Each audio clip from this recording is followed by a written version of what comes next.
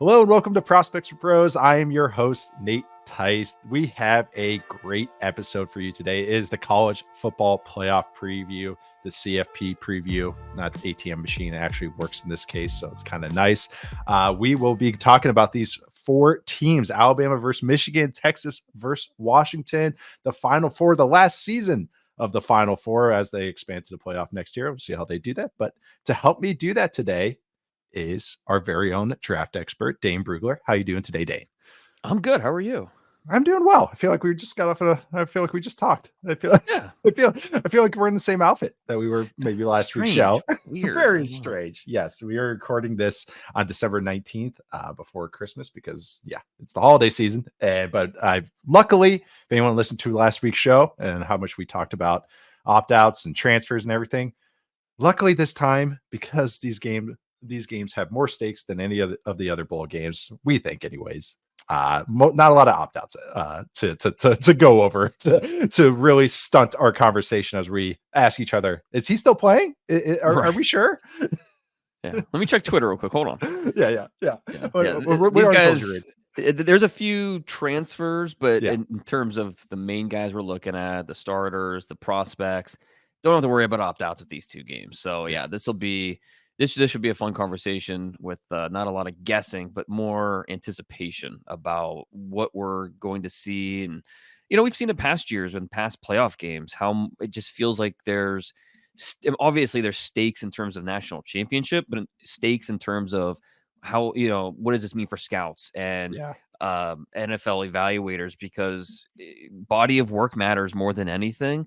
But there's something about the big stage and who steps up, who doesn't, how those types of performances will stick with you. It's just, it's human nature, it's part of, and humans pick these players, not any algorithm. So how these players step up or not in these games certainly will make a difference.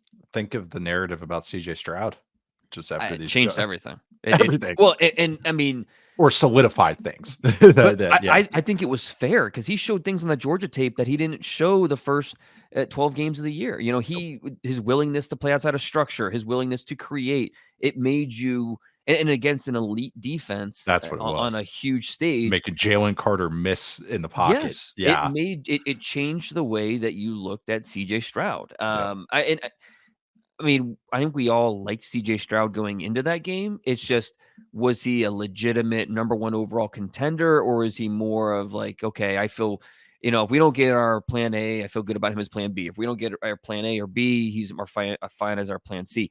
He, in that Georgia game, he showed that, hey, I deserve to be talked about number one overall. And, now in hindsight, obviously it's kind of silly we're talking about it, but he showed things in that Georgia tape that he did not put on film the first 12 games of the year. That's not an opinion. That's just fact.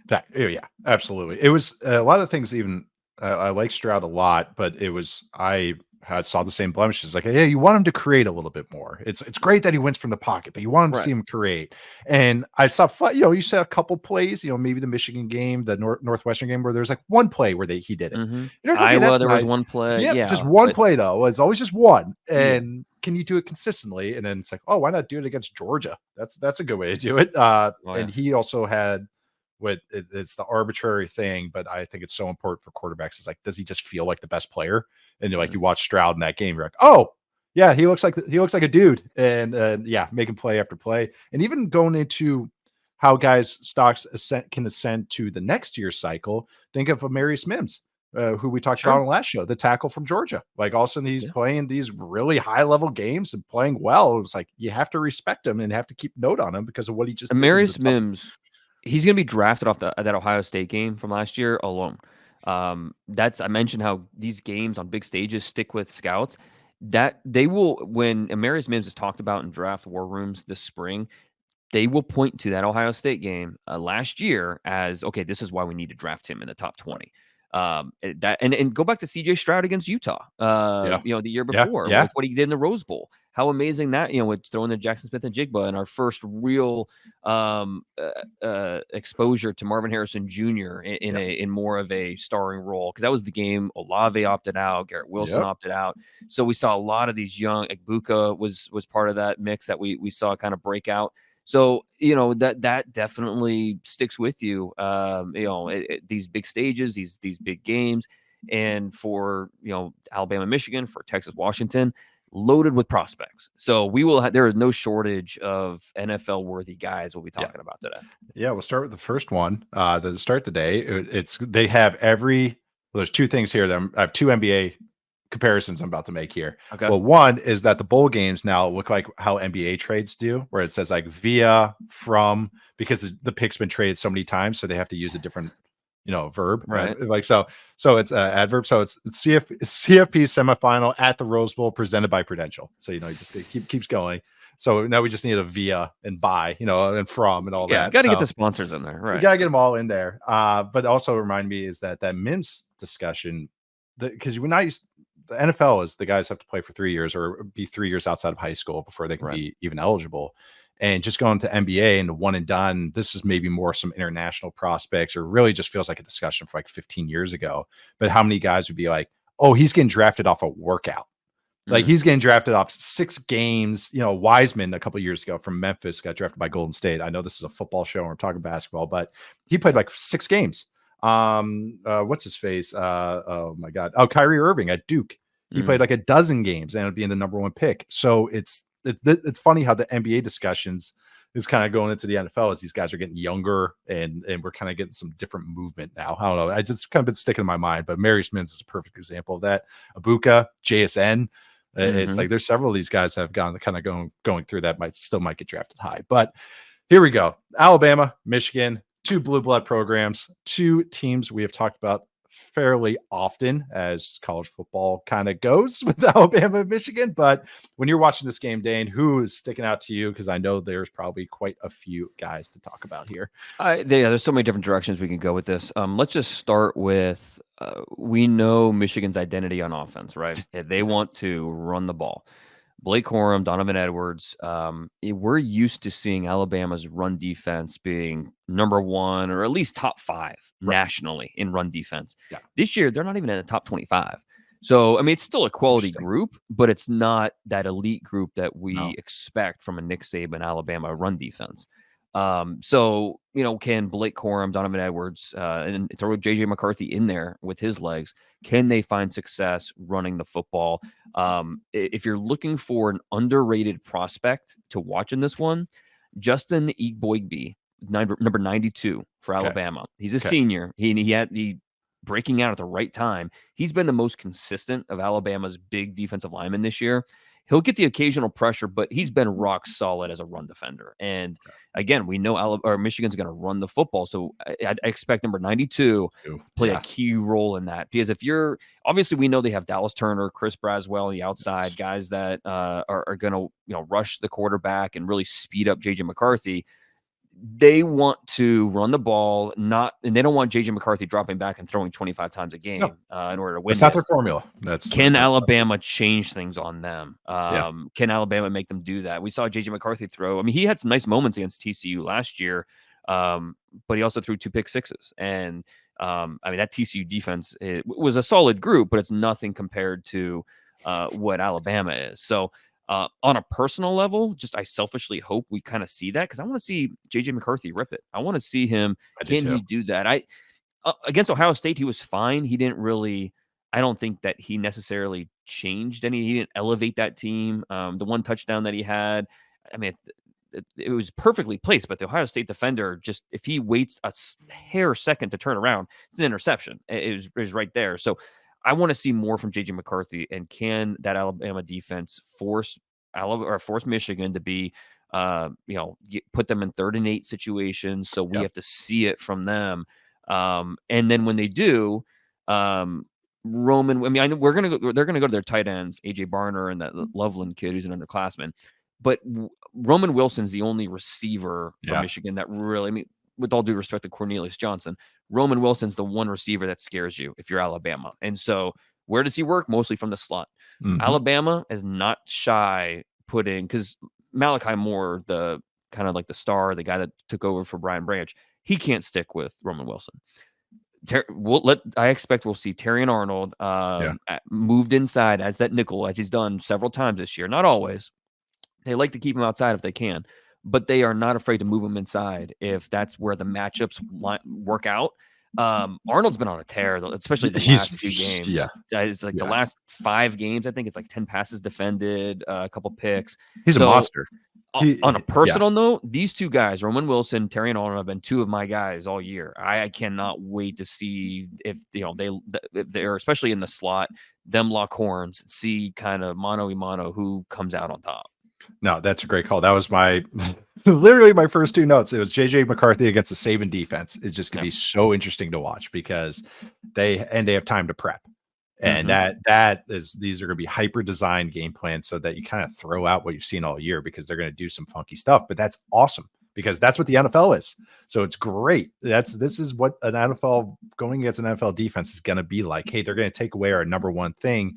Can you win in a way that you're not comfortable with? So it's going to be a great test for him, especially with the talent on that defense. And Roman Wilson against the Bama corners. I had the same thing. You had the shout out a couple of weeks ago. We were talking our mock drafts, I think, that you would probably have Arnold over Kool-Aid, or you could see teams going that way anyways. Right. And I get it.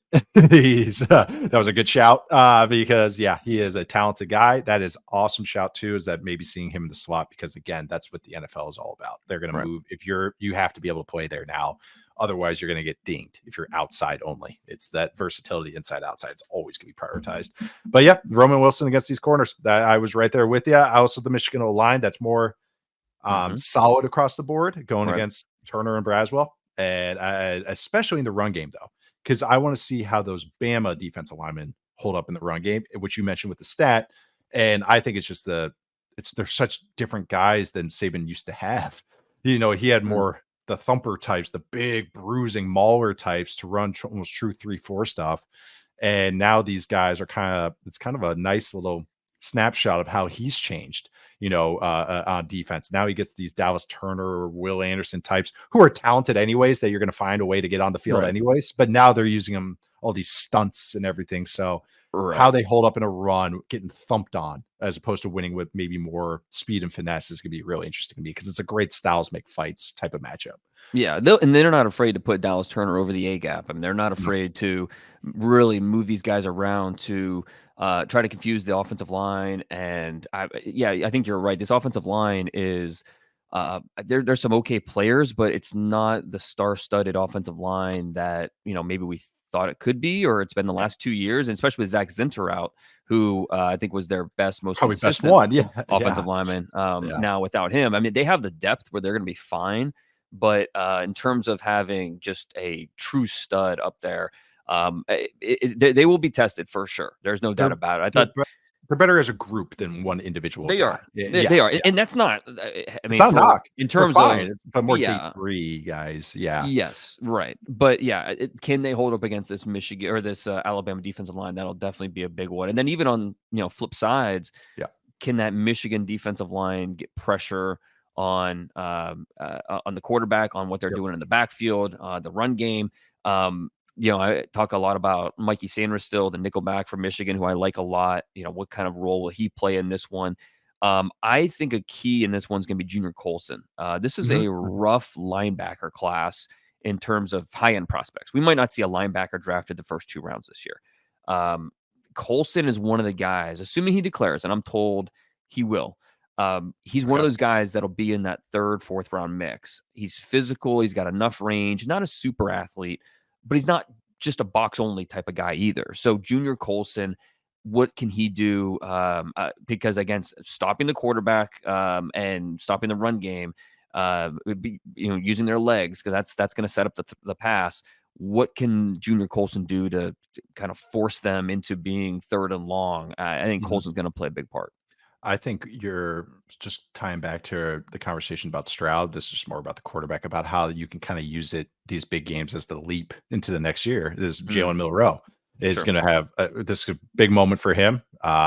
He thinks he should have been a Heisman candidate, but as long as he throws the ball on his own side of the line of scrimmage, we'll be okay. But I'm curious to watching him. You know, he's got more time, more reps, and another guy that has interesting talent.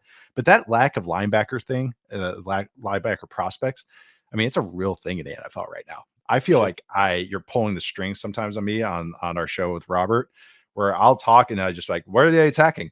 Well, they don't have linebackers. Right. It's like every team I talk about, it's like they don't have linebackers. It's a thing. And it's like really, there's deeper discussions about it. Obviously, how stylistically, how college football is right now. There's something there, man. Like there's a longer discussion about it. And whether it's like, do you put more of a premium on the ones that are real or think are real? And yeah, I think that's a discussion for another time, but it's something I wanted to put in your head as well because I want to kind of get your thoughts on it. And I think you could even extend it to safety play as well. Yes.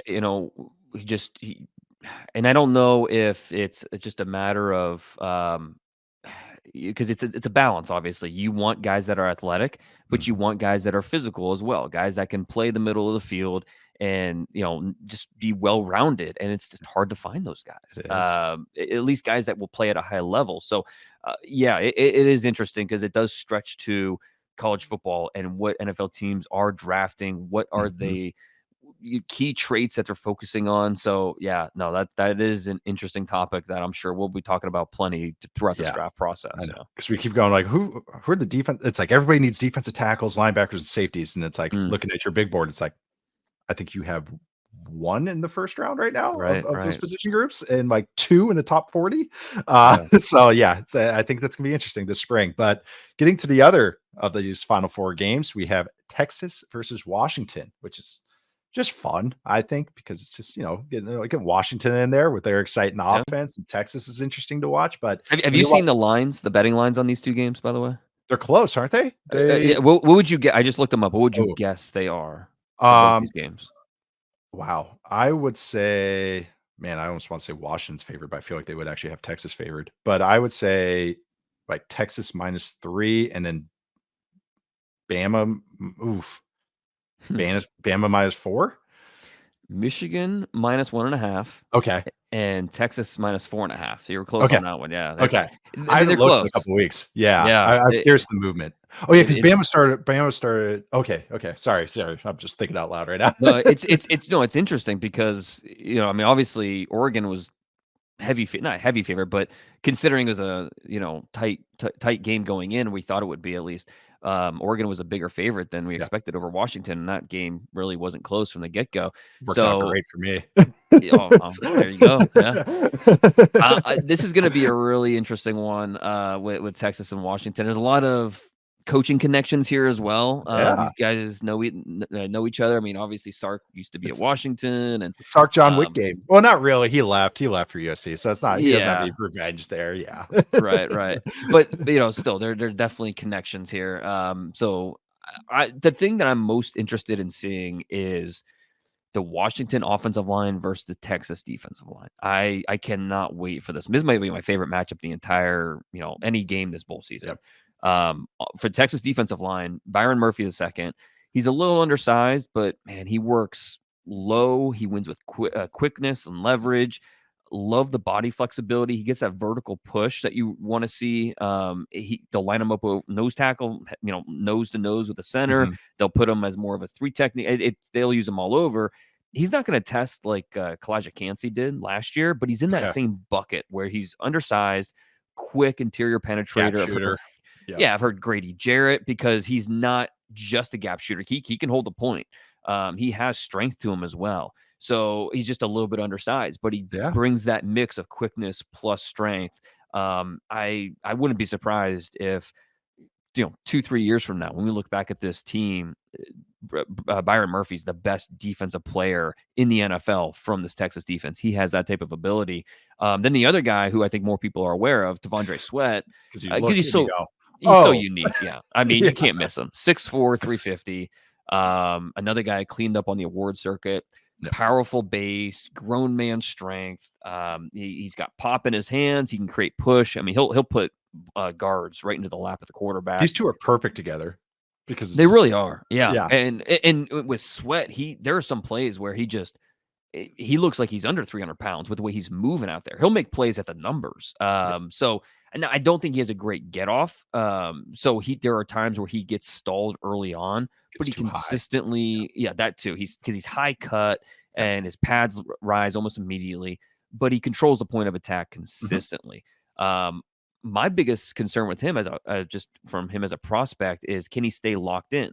Some of the character reviews I've gotten from scouts have been mixed. Okay. As an underclassman, let's just say he enjoyed the college life, maybe a little bit too much based on the stories I've heard. Okay. But to his credit, he flipped a switch this year. I mean, he looked completely different. He was all in. He was locked in. Obviously, that's great, and it played out the way it played out this year. But can you count on him being that guy Yep. in the NFL moving forward? That'll be the big question with him as a prospect. That's what teams will be doing the next few months, just trying to figure out, okay, which guy are we getting? Because the highlights, the flashes he shows are, I mean, it's like, the way we talked about Jordan Davis in some ways. Yeah. That mix of power and athleticism. So, and again, going to this Washington offensive line, something we've talked about all year is how they keep Michael Penix upright and on schedule. He's the last 2 years. So it's like 26 games Michael Penix has played for Washington. He's been sacked 15 times. And that's His offensive ridiculous for line, how far they push the ball. That's yeah, insane. That's like they Gray give him Shark time, type right? stuff. It's all on time, and he doesn't scramble. Nope. He doesn't Never. have to. You can count on one hand the number of times Michael Penix has scrambled this year, and he's not a great athlete. He's a good athlete, not a great athlete, but he just doesn't have to do it because he can sit back, make throws. Left tackle Troy Fontenot's kind of the biggest name, the biggest prospect on that line, but they've got several NFL players, future NFL players. So can they create that interior disruption with Murphy and Sweat? And I'd even throw Alfred Collins in there too. He's another defensive tackle as part of the rotation. He has an NFL future. He's a good player. Can they force Penix off the spot? If they do, I think they'll be in good shape. But that's a big if going up against this offensive line. So that to me, that defensive line versus Washington offensive line, a lot of prospects to watch, but also this is a matchup that will, I think, in the end, decide the outcome of the game.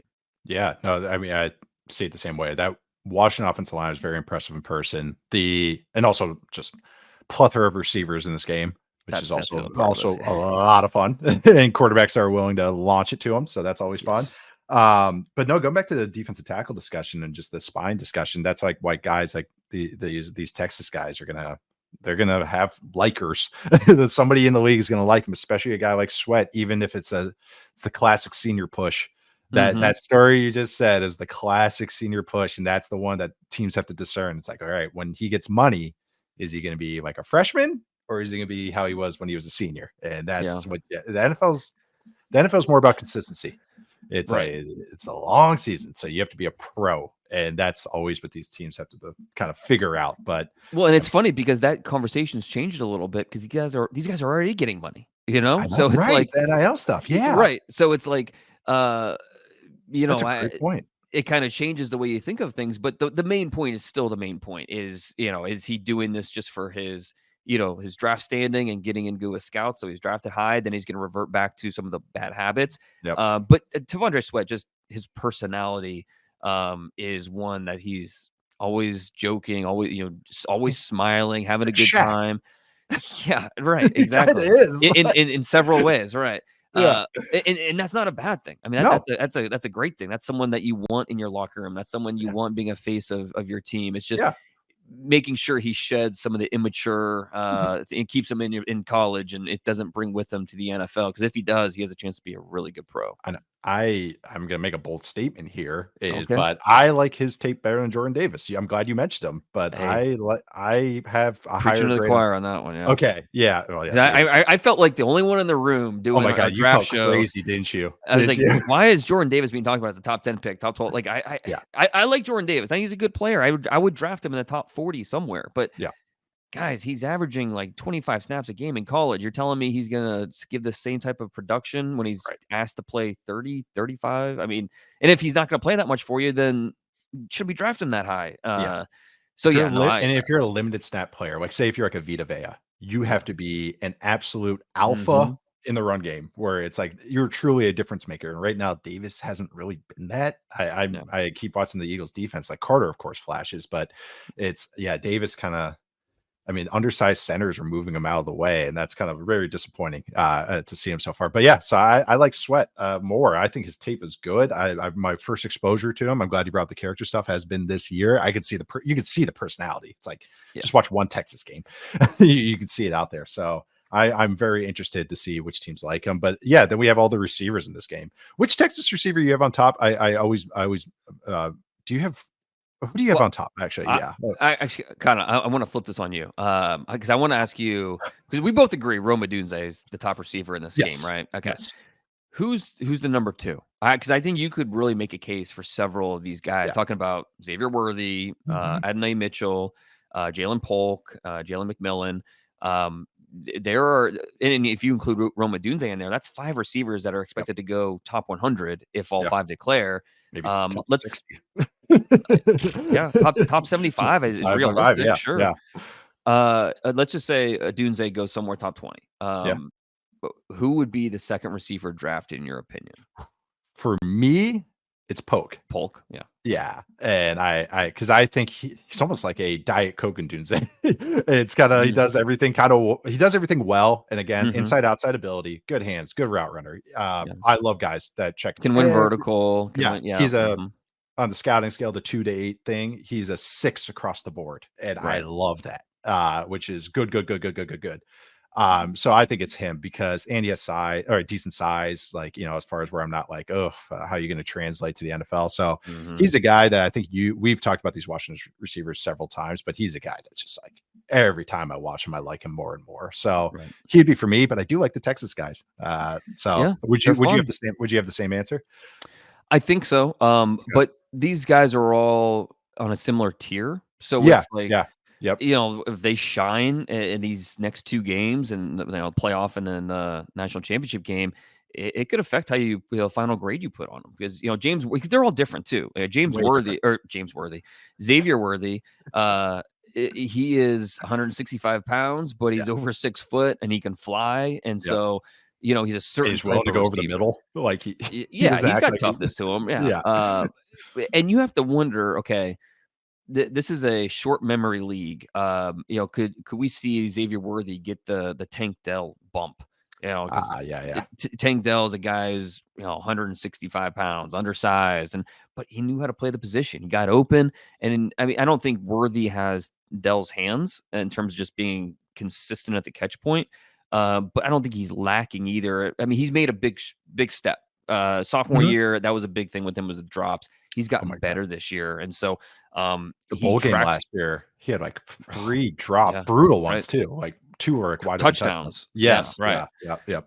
So with Worthy, he tracks the ball well. You see crisp sudden cuts. Yep. And he's a little bit of a finisher too. He's falling forward. He's finishing with physicality. And just the threat of him vertical really forces corners to commit with just that vertical track, which really opens up a lot of underneath stuff for either him or somebody else. So Worthy is interesting. And then with Mitchell, he's another guy, I've mentioned this before, but he's very loose, both with his athleticism, which is a good thing, but then also with some of the route running, which is not so much a good thing. Great way to put it. In both ways, yes. Yeah. Which one is you like to see, the other with some of the finer points of the game, not necessarily. But those curl routes really curl. Right, exactly. They're very loopy. But I mean, remember like Chris Henry, like that type of body type, like it's just very lean and limber, and he has that to him. It's just, can he be more controlled and detailed with what he's doing out there? Consistently be strong to the football. Just needs to show he can. There are flashes of him doing it. Can he do it consistently? So these both Texas receivers have big play potential. Let's just see the big play consistency, and if they can do it these next 2 games, that will count for something enough to really vault them up. I don't know. I think we have to see what they do on this type of stage before we kind of make that determination. Yeah, and McMillan is good too for Washington. Like, and he's more of he was banged up this year. That was it. The comparison I had to him was Christian Kirk. kind of like maybe like that type of style. I think he's more of a vertical slot guy. But I liked him too. But Worthy, I came around on because usually if I see 170, sub 170, I looked up the stat. There's only there's 6 seasons where a receiver under 168 has recorded 800 yards or more. And Tank Dell did not add to that list this year because that's always the thing with smaller guys is injuries and smaller target space. Tank Dell, though, with Stroud, they were making magic. So don't get me wrong. He's a on hell pace. of a player. Yeah, he's a hell of a player. Don't get me wrong. But that's always, I think the highest compliment I can give is that I don't see that weight and instantly ding Worthy and go, oh, I'm not even giving him a chance. He's day 3 for me. Right. The fact that I'm keeping him in the day 2 discussion, I think is my personal compliment I could give to him because I agree with you. The last year I watched that bowl game, that was my first exposure, watching him all 22. And that's why I like that other receiver because he had a nice day on that, but he ended up being nothing. But Worthy in that he had those brutal drops. I was kind of like, and he's smaller, and then like you said, throughout this year, he's played much better. This whole Texas offense has just been more consistent overall. So yeah, I've enjoyed watching him. But yeah, all these receivers are dudes. It's fun. It's going to be none I'm blinking at when people are like, oh, I'm taking this one. Yeah, I get it. It's going to be a long day for these corners. Just trying because they're going to chuck it. Penix and Ewers. Both teams chuck it. Yep. Yeah, and we talked a lot about this game without even mentioning Ewers, but this will be a big game for him to see how he can, can he make consistent plays without turning the ball over. And we don't know an official decision yet on whether or not Quinn Ewers will declare or go back to school. I don't know, but scouts expect him to go back. So we'll wait until we have an official, declaration one way or the other. But this will be definitely a big game for him, whether it's off to the NFL after this or momentum going into next season. So we saw Bo Nix struggle against this defense. He was a little up and down in that Pac-12 championship game. What can this Texas, because we know Jonathan Brooks, a running back, is out, obviously, with the ACL tear. And they have depth at that position. We saw that against Oklahoma State in the bowl game. But, this will be a different animal against this Washington defense. So can they get enough on the ground so Ewers can have some, one-on-one matchups, some vulnerable matchups that he can really take advantage of? This will be a big game for Ewers and his maturation as a quarterback. Absolutely. Start of the year, I think, as my QB3, just because almost by default, because it was just a group there that I couldn't discern. Again, I think I almost want him to go back because I just I saw the growth. I want to see him again with another year under Sark, but I don't know. You also have the Arch Manning element, which is they also throw some things into that. So, he's going to lose. You assume he's going to lose Worthy and Mitchell. And we didn't mention Tavion Sanders, the tight end, but he's part of this mix as well. I mean, Sanders right now is, I think, penciled in as that number 2 tight end. I'm not as high on him as other people are. I don't see a top 30, top 40 guy, but somewhere on day 2, I think he's a solid player. This is gonna be a Texas offense that loses quite a bit from this year to next year, and so that has to factor. If you're Quinn Ewers, that has to factor into your decision as well. Absolutely. No, I'm stoked to watch this game. I think this game is gonna be just so much fun. Actually, both of these games, obviously, they're college football playoffs, so I know. So it's but at least there's hopefully gonna be some scoring as opposed to who can run the ball more in Bama, Michigan. It's funny, my NFL and college likes change completely. NFL, I'm like, just run the ball, pound the rock, power, counter, everything. And then I watch college football. I'm like, chuck it everywhere, air raid. I want to see touchdowns and points. So, no. Where does Rome Odunze fall for you in the? Because he's number 2, right? Receiver behind. Him and Neighbors. I go back and forth on. Because I think Coleman's 4 for me, no matter what. But not a knock. I would take all 4 of these guys in the top 18. Like I think they're all studs. I struggle. I think Odunze right now is a more complete receiver and does everything well. I think he is scheme proof. So I just think his floor is so ridiculously high with juice and could do that. But Neighbors provide something that I think you need in the NFL, which is true explosive playability that I think is prioritized. So I think once it comes down to it, I will give Neighbors the nod. But it's like one of these where it's like, I think Odunze is awesome, but it's just his skill set's different. It's like Godwin or like OBJ. Like, I don't know. I'm just trying to just get that Right. kind of Yeah. player type in your head. Like, it's like a guy that could take a slant the distance or a guy that is a down to down singles and doubles hitter.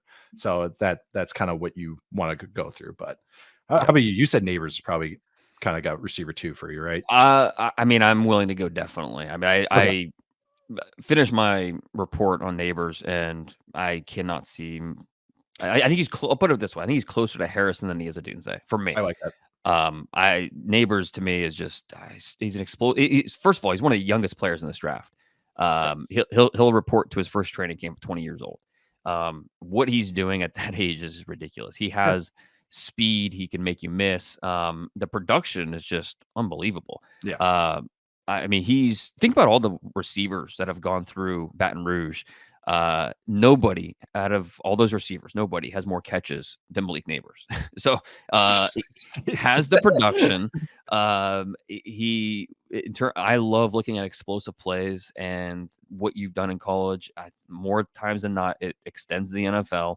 Yep. Nobody came close to him in terms of explosive catches this year. He had 34, led the FBS by quite a bit. And He took a by the way, did cross you see route a distance once, and it was like how he turned the corner. It's like it's rare. It's you know like Malik Neighbors is the first. He's not the first, but he's the first one that I can really remember, or like thinking about this was the emergence of 7-on-7 with these guys. mhm.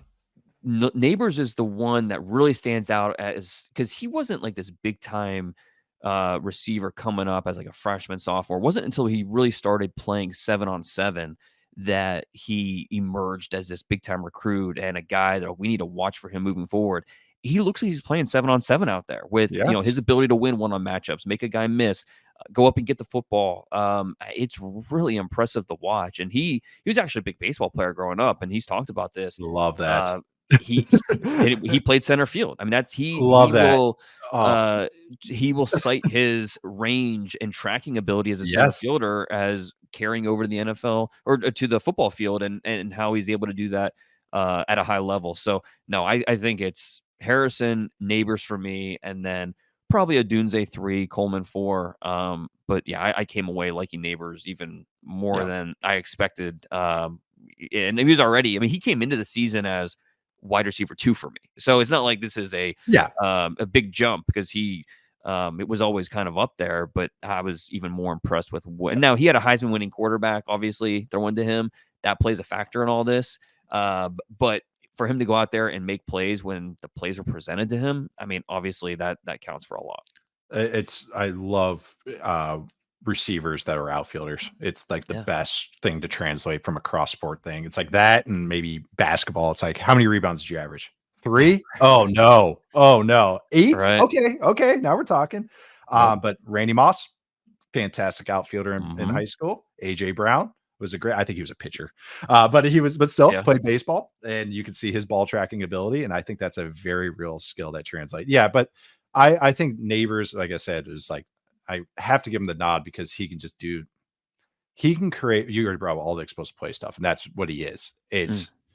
He doesn't need a design to create a touchdown, and I think that is just such a skill now, and how well NFL tackles right now. And I think that's something I've been pushing back on, where people are going like, "Oh, they tackled better back in the day." It's like, no, they didn't. What these guys tackle so much better now.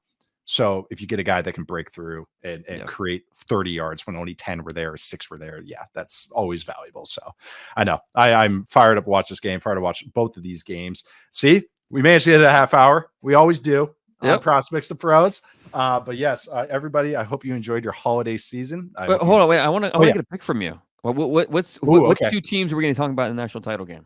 I think it's Bama, Washington.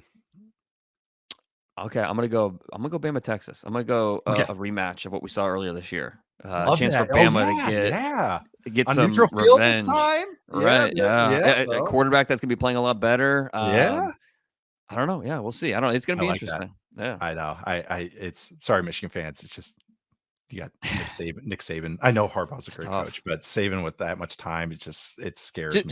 Seeing that Michigan room, just when they saw Alabama come up on the screen and on Florida State, like I get it. I don't blame them, but it's like the Saban boogeyman's already in the room with them. Yeah, you give them that much time. Oh, I know. We when we played in the Rose Bowl my senior year, we played Oregon. And I remember we were like, we'd rather play some like Bama or LSU in a tougher matchup, quote unquote, than Oregon, because it's like there couldn't be a worse matchup for Wisconsin than Oregon at that, a Chip Kelly Oregon team at that time. We hung in there, but yeah, they had a lot of speed. But no, that's my prediction. I'm fired up. I'm get to watch out them always. New Year's Day have never been a holiday for me because I've always been working in sports or playing. So I actually get to enjoy it this year. We're having a murder mystery party on New Year's Eve, so it'll be fun. It'll be a good time. We need to talk more about that. Yeah. There's a good website. I'll bring it up. I'll talk to you after the show. But thank you guys so much for joining us on Prospects Pros. We'll be here every single week. Draft season's almost here. It's almost here. So we'll see you guys for the next couple months. See you guys every single week. See you guys next time.